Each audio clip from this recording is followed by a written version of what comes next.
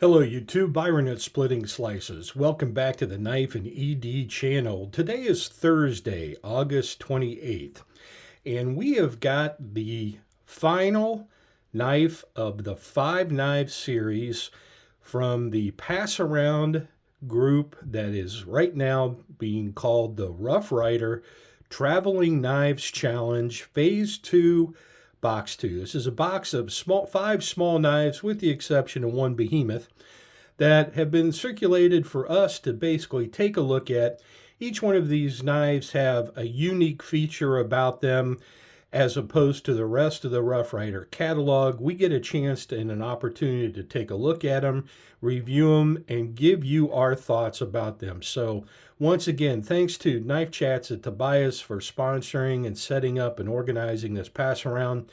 You'll have 12 or so different channels reviewing 2 different boxes of knives and giving you their thoughts and feelings and perspectives on each and every one of them. So let's get into it. The final knife today we have is actually the first exchange knife that is part of this pass around group. The concept was if you really enjoyed a knife and wanted to basically keep it out of the 10 that are being circulated, you could pick one of those out of the 5 and then return or exchange it with a knife basically equal in value and more or less in new in box condition. So what we have here is that first exchange knife, and Mark Kaufman put this in the set. And it's a beautiful knife. And in fact, I actually own it, and my copy is right here. So we're going to use collectively the packaging and the knife to give you some insights on this one. This is the Rough Ryder model number RRR, standing for Rough Ryder Reserve 051. So it's the 51st design in the set of Rough Ryder Reserve knives. Now, this collection of knives is designed and distributed by Smoky Mountain Knife Works as part of the United Cutlery family. I also believe Blue Ridge's Knives is also connected with that group, so they do worldwide distribution to wholesalers for knives. They also, I believe, carry this through their retail branch, Chicago Knife Works. So the idea of these knives are that you are basically receiving a premium knife made by the factory that does Rough Ryder knives, but this is a higher grade knife, and so the price point is reflecting of that. Most of these Rough Ryder knives run somewhere between $40 and $75. This one, however, we're going to talk about because it right now is priced right and priced to move. And it's just a beautifully made constructed knife. So what is this? Well, again, it's the RRR051 Rough Ryder Reserve Folding 4-Bladed Congress in what they are calling their tobacco brown bone. Now, it's a smooth bone construction with nickel silver pinned covers on the frame, which of course is stainless steel. You have stainless steel springs, and you have 2 of them in this. So one spring controls 2 knife blades, and we'll get into that in a second. You have brass liners and 3 layers running down through the knife, including one separating the springs. And then your pinned bone construction. Beautiful shade of light brown / orange color. They call it a tobacco brown. I'm kind of more enhanced to call it a newer name for basically the same color used by some other companies. And I would almost call this a bourbon brown bone, right? A bourbon orange. But just beautiful shading in die work on this. And you definitely can see a little bit of grain structure in that bone. Little different shades on both sides, a little bit different grain patterns on both sides. Of course, that is what you're going to have when you're dealing with dyeing natural materials. Each side is most likely not going to match exactly, but that's what gives the knife its character. All right. So with the coating, the finish coating on that bourbon bone, it actually gives it a little grip. So it's, even though it's smooth, it's not real slick in the hand. Now, if you were to get your hand wet, a little moisture, that might become a little slicker. But right now, with that, I'm going to assume as an acrylic or a polyurethane type finish, a clear coat finish on this. It gives it a little bit of grip. So should be fine in your hand, especially if you've got dry hands holding the knife. Now, this is a Congress. Why is it a Congress? Well, I always heard that the whole concept of the Congress knife was that you would have blades located on both sides of the knife, and you would have a multitude of those blades. And if you'd open up these blades, so let's do that now. We're going to open up the first blade, which is a 1 3/4 inch long blade of D2 steel. All the Rough Ryder Reserve knives to date have been made with D2 tool steel.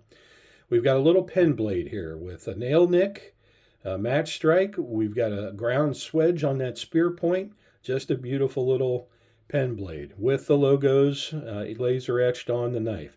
If we open up the other knife, we have a 2 1/4 inch long spear blade. Same shape, a little bit longer, but match strike nail nick along with a ground swedge.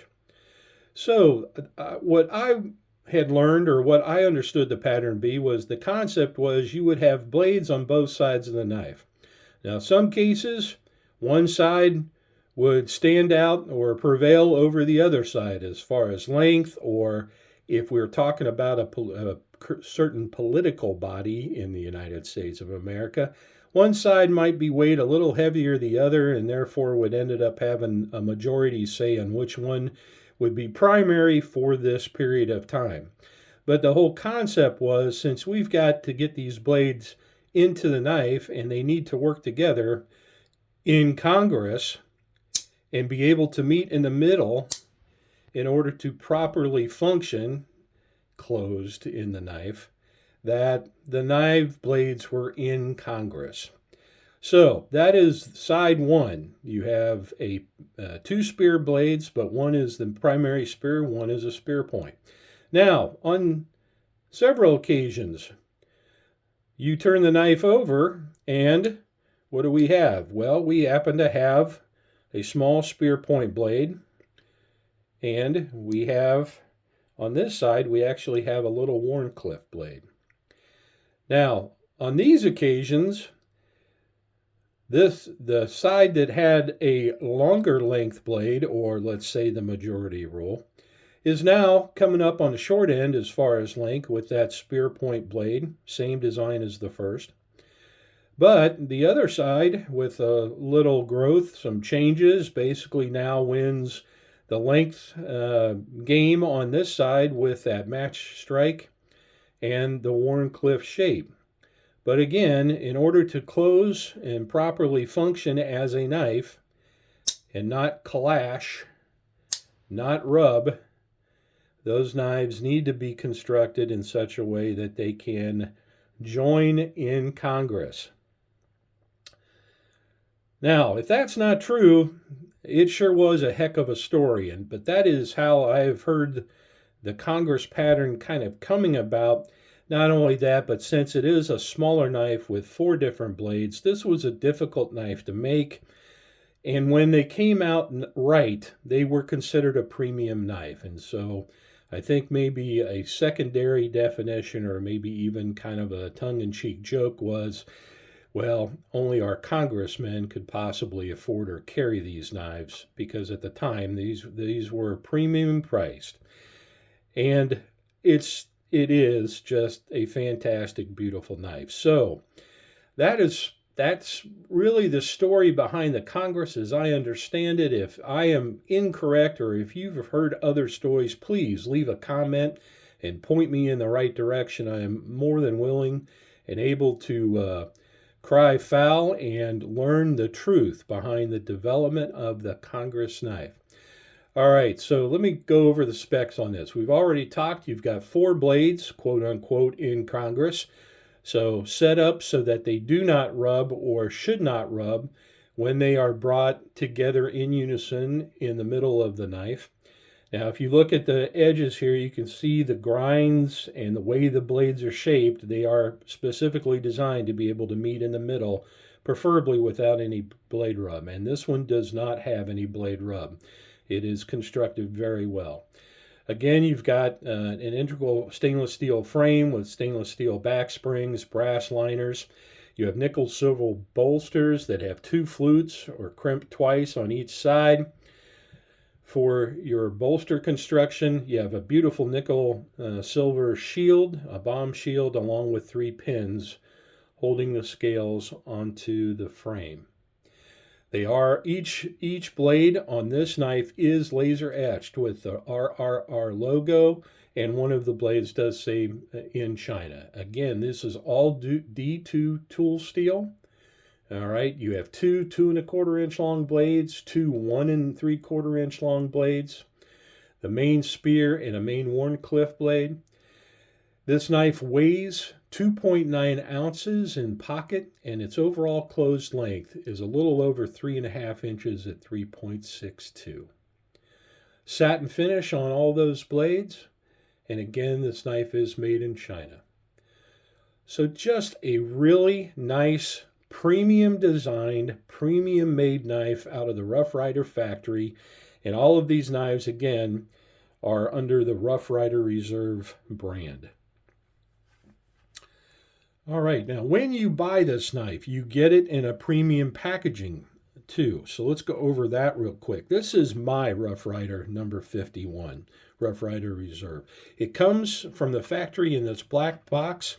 You'll have a model number and code on one side. And you see the 051 number is SKU. Let's go ahead. I'll use the knife, open up one of the blades here, and we'll just use that to pop off the lid. These are little sticky lids. They're made to hold together, so may get a little reps or few in the boxes. You just have to be careful.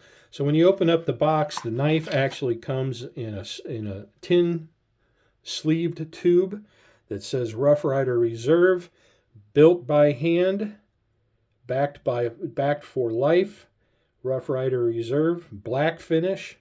You get a black RRR inside. Now, if we'd open it up, you'd find out that there's a piece of foam on both ends of the tube to protect the knife ends. The knife is wrapped up in a microfiber cloth, and it is also logoed with the same Rough Ryder Reserve and theme or statement on that wipe cloth. So that's how you will get your knife coming from the factory. Now, Mark put this in the system. I'm not sure if he may have gotten rid of the packaging container. So when this knife comes to all the channels and you get a chance to look at it, it'll just be in a Ziploc plastic bag to try to protect it a little bit. But that's the final knife in the series. Probably out of the 5 knives, it certainly is the premium made, premium quality knife of the 5. And certainly a unique design 2 ways. One, you have 4